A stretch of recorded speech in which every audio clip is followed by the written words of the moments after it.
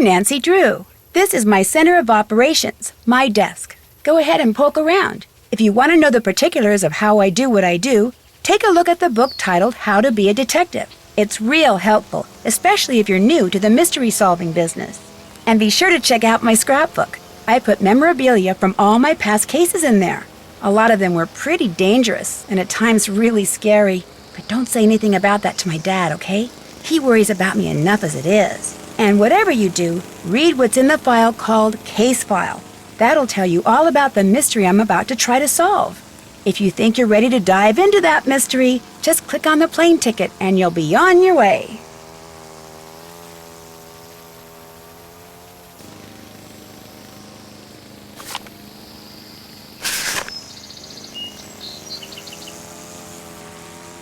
In this game, you'll also have a cell phone with lots of features: phone, camera, and settings. Each mode can be accessed by selecting its icon from the main menu. Phone mode stores all the numbers you'll need to know. Bring up the correct contact or dial in the number yourself and press call. Camera mode allows you to take and view photos. When in camera mode, you can zoom in and pan before taking the picture. Click on View Photos to see your saved photos. You'll be downloading photos later from the View Photos mode.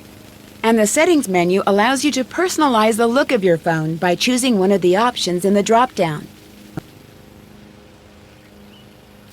To get from one place to another in the game, just move your cursor around on the screen and click when an arrow pointing in the direction you want to go appears. An arrow pointing forward allows you to go forward, while a back arrow allows you to step back. Sometimes up and down arrows are available too. Give it a try. Find the forward arrow and check out Mr. Woogle Woggle. He's my teddy bear. When you want to turn around, move your cursor to the bottom of the screen until it turns into an arrow that looks like a U-turn or back arrow, and click.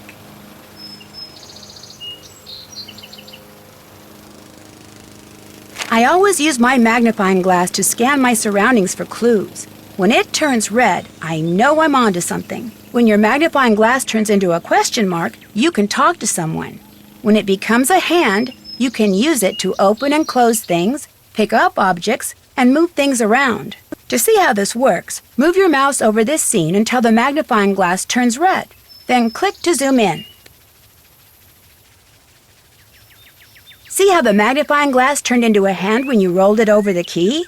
That means you can pick it up.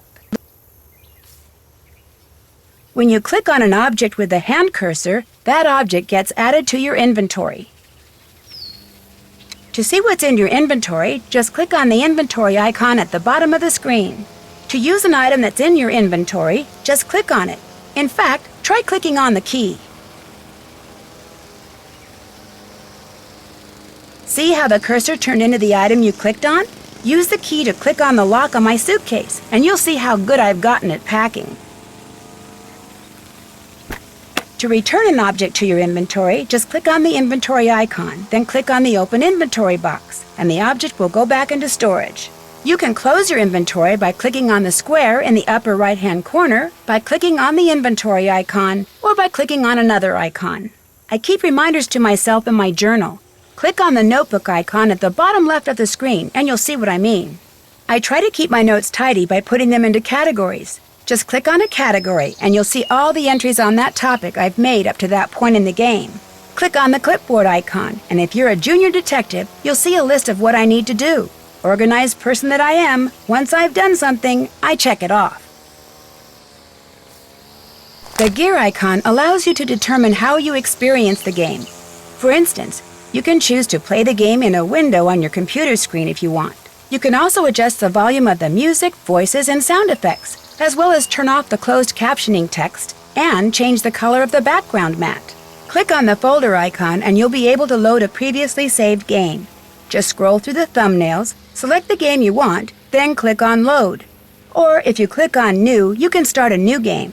The floppy disk icon allows you to name your current game, then save it, or to simply save your current game without renaming it. And while we're on the subject, it's a good idea to save your game from time to time while you're playing, just in case. If you have to stop playing and leave the game, just click on the exit icon. Questioning suspects is something all detectives need to know how to do.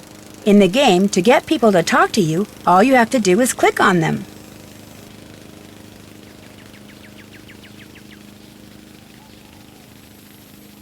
Let's say I've clicked on Mr. Woogle Woggle here. Our conversation will appear in the text box with his words in yellow and my responses in blue. Click on a response and see what your suspect says next. If there are a lot of words in the text box, use the scroll bar to move the text up and down so you can read along. Excuse me, giant human person, but you seem to be pretty nosy, especially for someone who hardly even has a nose. I mean, compared to mine.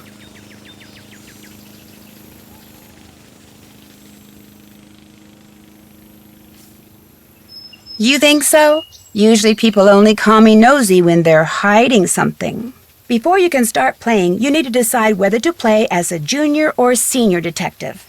If you choose junior detective, you'll get more hints than you will if you're a senior detective, and the puzzles will be a little easier. When you're ready to start playing, just click on the plane tickets and hang on to your hat.